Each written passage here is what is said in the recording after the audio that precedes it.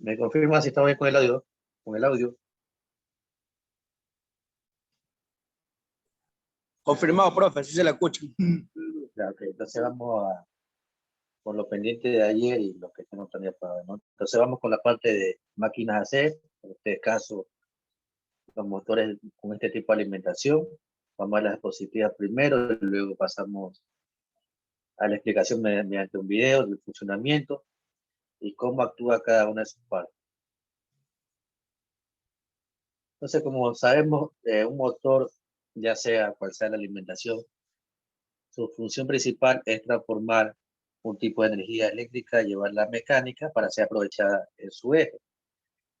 Podemos encontrar diferentes clasificaciones y dependiendo de su clasificación, sus diferentes tipos, ¿no? Por ejemplo, en el caso tenemos el tipo de alimentación AC y DC. Aquí dice, bueno, que los motores de alimentación AC son los más utilizados tanto en el ámbito doméstico como en la parte industrial, ya que tienen la ventaja principalmente de que pues, se puede trabajar con mayores potencias, ¿no? La ventaja de los motores DC a los AC es que su velocidad es constante, ¿no? Pero los AC tienen una mayor sencillez y pueden trabajar lo que decían antes, con mayores cargas, con mayores potencias. Aquí tengo un tipo de clasificación, por ejemplo, dependiendo las líneas o fases, que dice que podemos tener motores AC monofásico, trifásico y bifásico, ¿no? Los monofásicos alimentados por una sola línea,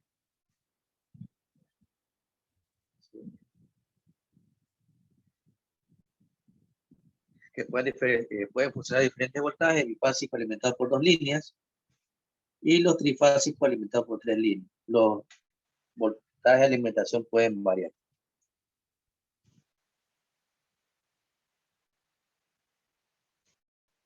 Aquí dice que también pueden clasificarse dependiendo, tomando en cuenta la velocidad del campo magnético, ¿sí? Y la velocidad de giro, tanto en la parte del inducido como el inductor, puede ser síncrono y asíncrono.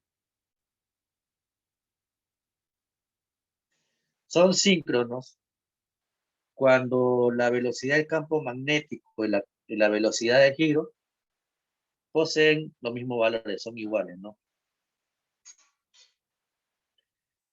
En todo motor tenemos dos partes, una parte inducida y una parte inductora, ¿no? La parte inductora, donde se provoca el campo magnético, y la inducida, donde se genera el movimiento. En el caso de los asíncronos, se dice que son estos tipos de motores de esta forma, cuando la velocidad de giro del campo magnético, es decir, en la parte del inductor, es superior a la velocidad de giro. ¿Sí? No tienen colectores y el estator está conectado directamente a la fuente de alimentación, ¿no?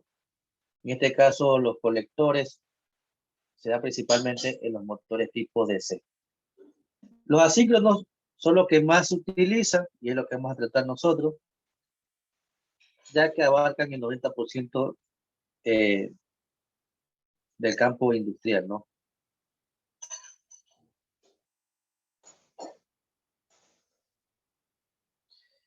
Los más utilizados en la parte industrial son los trifásicos, alimentados con tres líneas, ¿no? Por las características que indica aquí, ¿no? El poco peso, conducción sencilla, poco volumen, fácil mantenimiento y el bajo precio. Y aquí podemos observar las partes, ¿no? El estator, que es la parte fija, es la parte inductora, y disponen diferentes elementos, ¿no? Está compuesta por una carcasa interior en forma de coronas hechas por chapas de acero, ¿no? Donde van alojadas los devanados o bobinas, es decir, los conductores con cables esmaltados, ¿no? Que están desfasados 120 grados eléctricos entre sí. Y esto está conectada a la placa de borne o a la caja de conexión que va alimentada a través de la fuente. Aquí tenemos la parte móvil del rotor, que es la parte inducida, que se encuentra en el interior del estator. Y aquí dice que tienen, bueno, se lo clasifica en dos tipos. El más utilizado es el conocido como jaula de ardilla, es justamente, toma su nombre por la forma de este componente.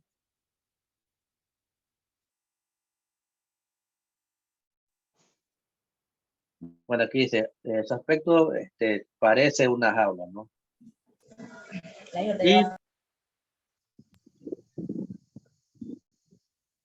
Y está compuesta por chapas, ¿sí? De material que genera campo magnético, ¿no? Que se encuentran apiladas entre sí. Estas chapas tienen un espacio entre sí mínimo para evitar la fuga del campo magnético y evitar pérdida.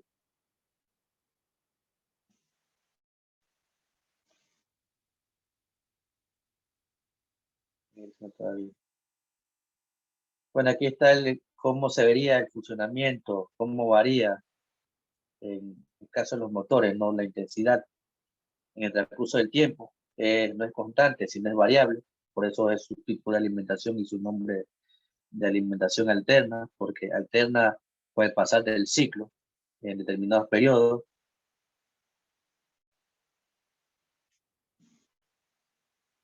Pero esto está explicado en el video más detallado. Y aquí dice, habla de la velocidad de giro, que se distinguen dos velocidades, una inducida y una inductora. En el caso de la parte inductora es el campo magnético, inducida el toro del eje, ¿no? La velocidad del giro del campo magnético está dada por la siguiente fórmula, la que se da en el estator, que es igual a n revoluciones por minuto, es igual a 60 por F sobre P, donde 60 es una constante, la F es la frecuencia con la que se está trabajando en el motor, y la P que está en el denominador son los pares de polo, ¿no?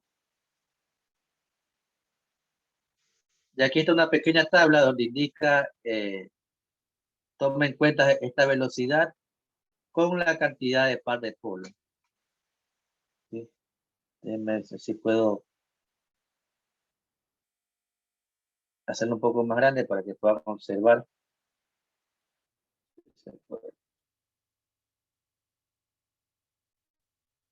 Ya, esta parte de aquí, donde está la tabla.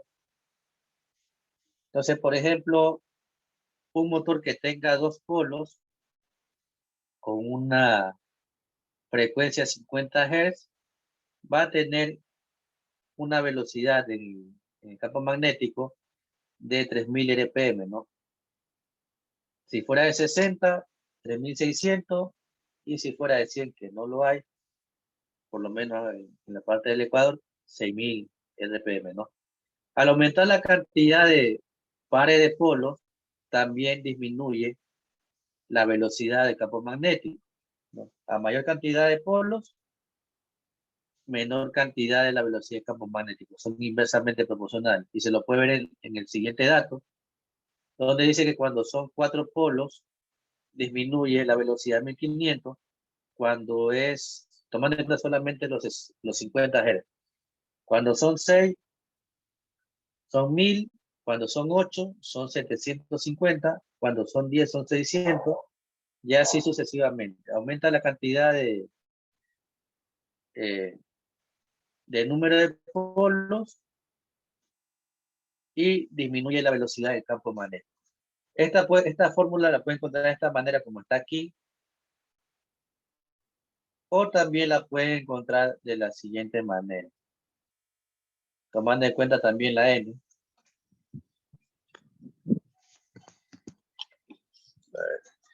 dice que N es igual a 120 por F y sobre P minúsculo. En este caso, N sigue siendo la velocidad, 120 una constante, F es la frecuencia, pero la P viene siendo la cantidad de polos, no el número de polos, ¿no? Si esto aquí viene siendo la cantidad de polos que tiene un motor. En la primera fórmula es el par de polos. Por ejemplo, si yo tengo un motor con dos pares de polos, ¿sí? Esto lo divido para dos. Entonces, la cantidad para determinar la cantidad de polos, ¿no? Dos pares lo multiplico por dos, ¿no? Serían 4 aquí, ¿no? 4 polos viene a ser dos pares de polos, ¿no? Si fueran 4 pares, serían 8 polos. Si fueran 6 pares, serían 12, y así sucesivamente, ¿no? En una fórmula. Disculpe, ingeniero. O sea que los polos vienen en pareja. Claro, sí, siempre vienen en par. Un norte y un sur. Siempre vienen en par. Entonces, si van a aplicar la fórmula, pueden aplicarla de cualquier de las maneras, ¿no? Si van a hacerlo con el par de polos, con esta fórmula de aquí, y si van a hacerlo con la cantidad de polos con la segunda fórmula, es lo mismo, ¿no? Porque pueden encontrarla de las dos maneras si consulta. Y ahora en la parte de abajo hay un dato importante que también es necesario conocer, que es el deslizamiento, que toma en cuenta las velocidades de mi motor, ¿no? La velocidad del inducido y como la velocidad del inductor. La D es el deslizamiento. Y aquí está una gráfica, cómo actúa el motor al momento de trabajar, ¿sí? Tomando en cuenta valores de intensidad y también tomando en cuenta la velocidad de giro, ¿no? Todo motor cuando inicia a funcionar tiene un pico, ¿sí? Como dice aquí, durante el periodo de aceleración, es decir, cuando comienza a funcionar, comienza con un pico y va disminuyendo, ¿no? Siempre la intensidad que se mide al inicio va a ser mayor a la que mi motor ya se estabiliza.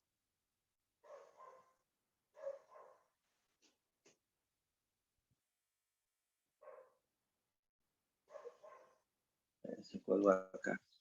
Déjame un segundo que se colgó. Ya también habla la relación entre la intensidad y la velocidad.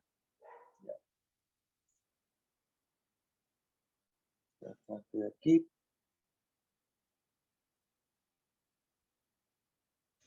Y las características, bueno, que ya se habló anteriormente, fácil mantenimiento, barato, menor precio, son sencillos de utilizar, pueden trabajar con plena carga, es decir, con los valores nominales que están en la placa, y tiene un par de polos muy elevado al iniciar.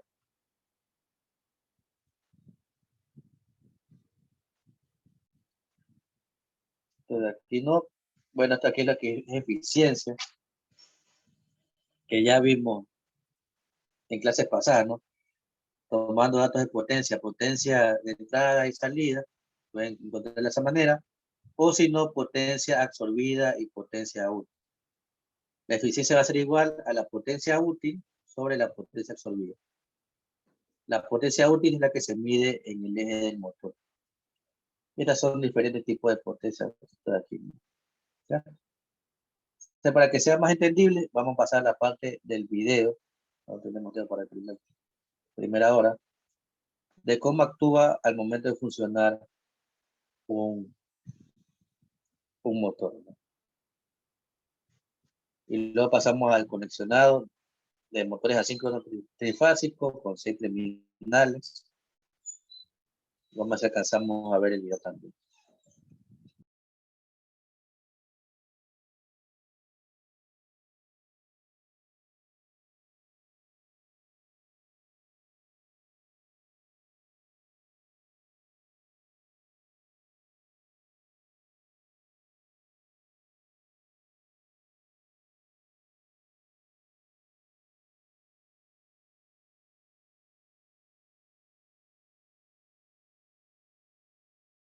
El motor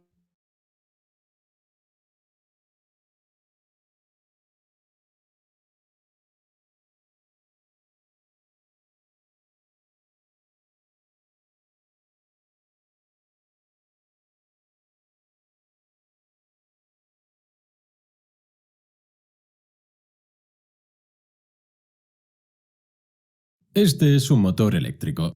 Es uno de los dispositivos más importantes que se han inventado. Estos motores se utilizan en todas partes.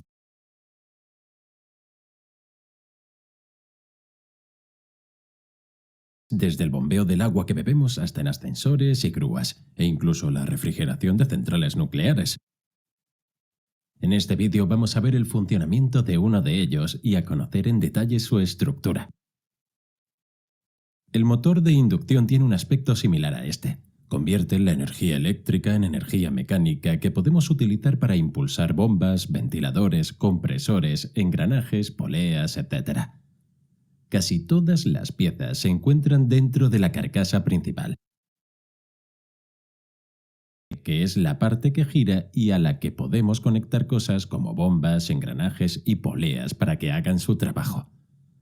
En la parte trasera encontramos el ventilador y una cubierta protectora. El ventilador está conectado al eje por lo que gira siempre que el motor funciona. El motor de inducción puede producir mucho calor cuando está en funcionamiento, por lo que el ventilador hace circular aire del ambiente sobre la carcasa para enfriarla. Si el motor de inducción se calienta demasiado, el aislamiento de las bobinas eléctricas internas se fundirá, provocando un cortocircuito y el motor se destruirá. Las aletas en el lateral de la carcasa ayudan a aumentar la superficie y eso nos permite eliminar el calor no deseado.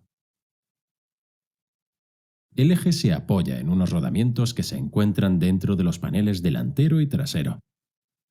Los rodamientos ayudan a que el eje gire suavemente y lo mantienen en su posición. Dentro de la carcasa se encuentra el estator. El estator es fijo y no gira. Está formado por una serie de alambres de cobre que se enrollan en bobinas entre las ranuras situadas en el perímetro interior.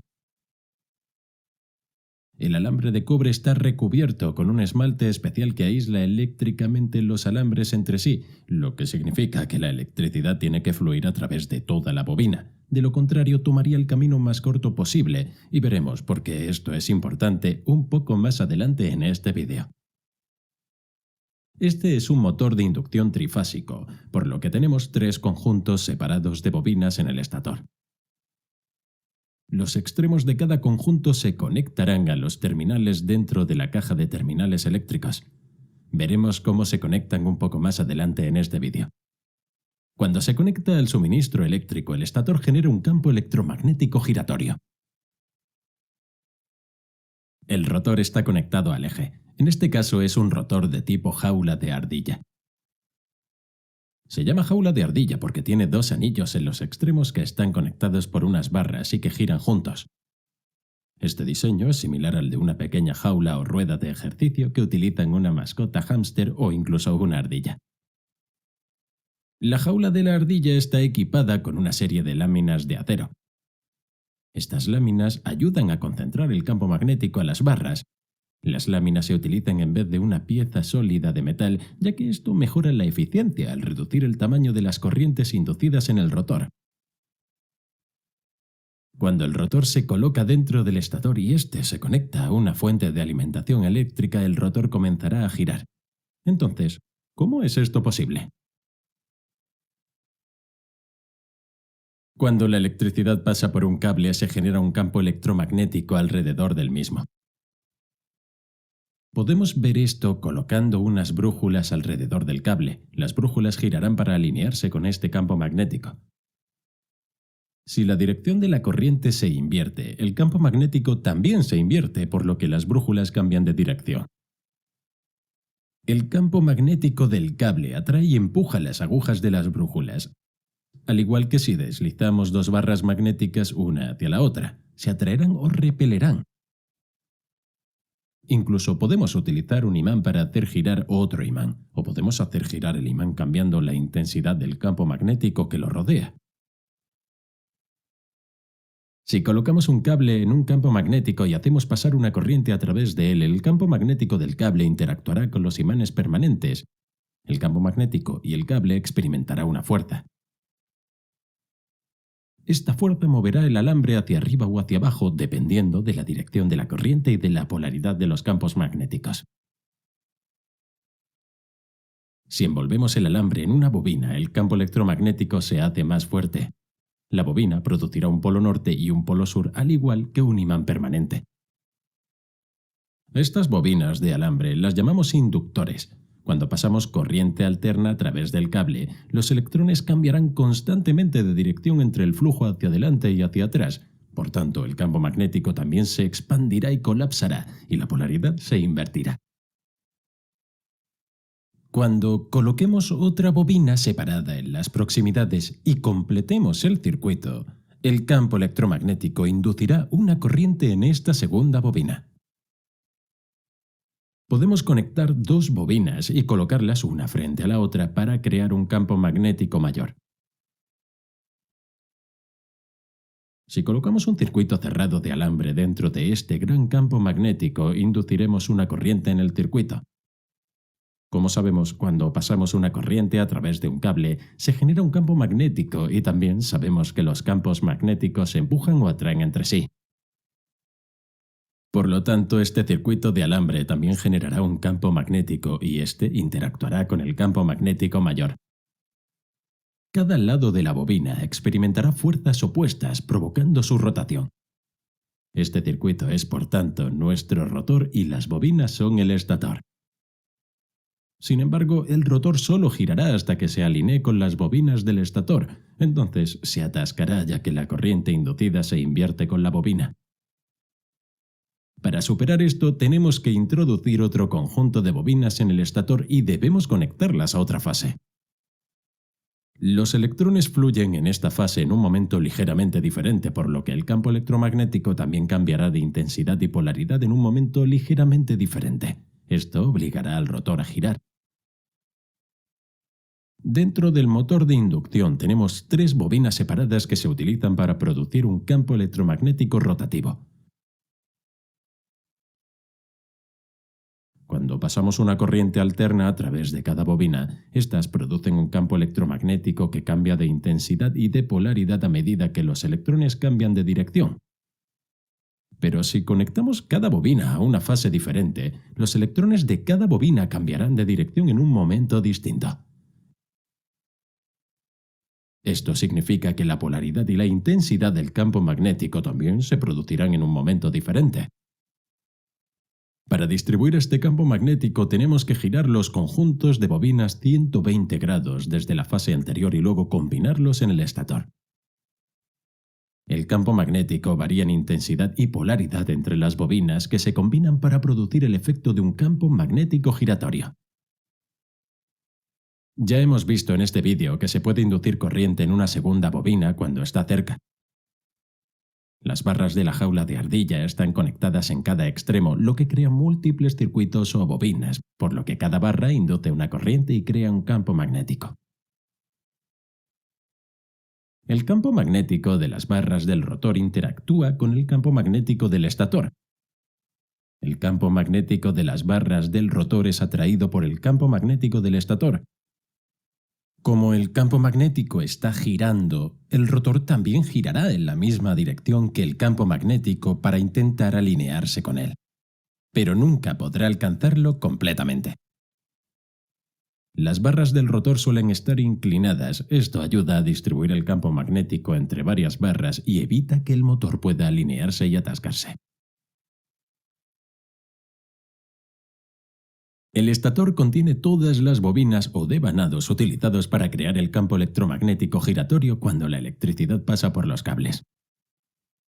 Para alimentar las bobinas encontramos una caja de terminales eléctricas en la parte superior o a veces en el lateral. Dentro de esta caja tenemos 6 terminales. Cada terminal tiene una letra y un número correspondientes. Tenemos U1, V1 y W1, y luego W2, U2 y V2. Tenemos nuestra bobina de fase 1 conectada a las 2 terminales U. Luego las bobinas de fase 2 conectadas a las 2 terminales V y por último la bobina de fase 3 conectada a los 2 terminales W. Observe que las terminales eléctricas están distribuidas en una configuración diferente de un lado a otro. Veremos por qué en un momento. Ahora traemos nuestra fuente de alimentación trifásica y la conectamos a sus respectivos terminales. Para que el motor funcione necesitamos completar el circuito y hay 2 formas de hacerlo. La primera es la configuración en triángulo. Para ello, conectamos las terminales de U1 a W2, V1 a U2 y W1 a V2. Esto nos dará nuestra configuración en triángulo.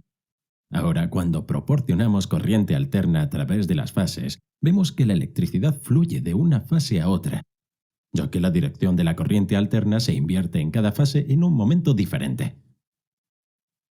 Por eso tenemos las terminales en diferentes configuraciones en la caja de terminales, porque así podemos conectar fácilmente entre ellos y permitir que la electricidad fluya entre las fases a medida que los electrones se invierten en diferentes momentos.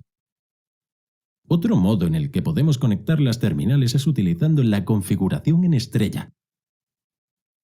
En este método conectamos las terminales W2, U2 y V2 en un solo lado. Esto nos dará nuestra conexión equivalente en estrella.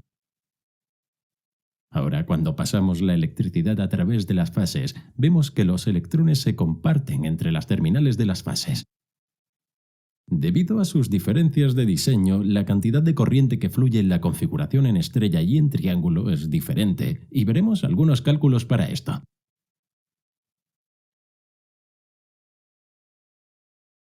Veamos la diferencia entre las configuraciones en estrella y en triángulo.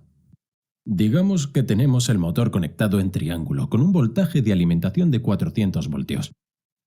Esto significa que si utilizamos un multímetro para medir el voltaje entre 2 fases cualquiera, obtendremos una lectura de 400 voltios, lo que llamamos un voltaje de línea a línea. Ahora, si medimos a través de los 2 extremos de una bobina, vemos de nuevo el voltaje de línea a línea de 400 voltios. Digamos que cada bobina tiene una resistencia o impedancia, ya que se trata de corriente alterna de 20 ohms. Eso significa que obtendremos una lectura de corriente en la bobina de 20 amperios. Podemos calcular eso a partir de 400 voltios dividido por 20 ohms, que son 20 amperios, pero la corriente en línea será diferente. Será de 34,6 amperios. Obtenemos eso de 20 amperios multiplicado por la raíz cuadrada de 3, que es 34,6 amperios. Eso es porque cada fase está conectada a 2 bobinas. Ahora, si miramos la configuración en estrella, tenemos de nuevo un voltaje de línea a línea de 400 voltios. Lo vemos si medimos entre 2 fases cualquiera, pero con la configuración en estrella, todas nuestras bobinas están conectadas juntas y se encuentran en el punto de estrella o en el punto neutro. Es a partir de este punto que podemos pasar un cable neutro si lo necesitamos, así que esta vez, cuando medimos el voltaje a través de los extremos de cualquier bobina, obtenemos un valor más bajo de 230 voltios. Eso es porque la fase no está directamente conectada a 2 bobinas como en la configuración de triángulo. Un extremo de la bobina está conectado a una fase, pero el otro está conectado al punto compartido, por lo que el voltaje es, por tanto, compartido. El voltaje es menor ya que una de las fases está siempre en sentido inverso. Podemos calcularlo dividiendo 400 voltios por la raíz cuadrada de 3, que son 230 voltios. Como el voltaje es menor, la corriente también lo será. Si esta bobina también tiene una impedancia de 20 ohms, entonces 230 voltios divididos por 20 amperios igual a 11,5 amperios. Por lo tanto, la corriente de la línea también será la misma, 11,5. Así podemos ver que en la configuración en triángulo la bobina está expuesta a los 400 voltios completos entre dos fases, pero en la configuración en estrella solo está expuesta a 230 entre la fase y el punto neutro. Así que la estrella utiliza menos voltaje y menos corriente en comparación con la versión en triángulo. Bien, eso es todo por este vídeo, pero para seguir aprendiendo sobre ingeniería eléctrica, consulta ahora uno de los vídeos en pantalla.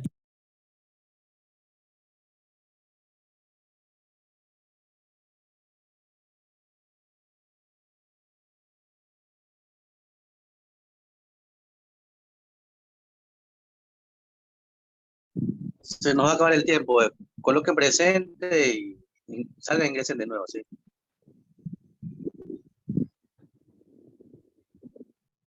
¿Qué tiempo, ingeniero? 3 minutos, 3 minutos. Ok.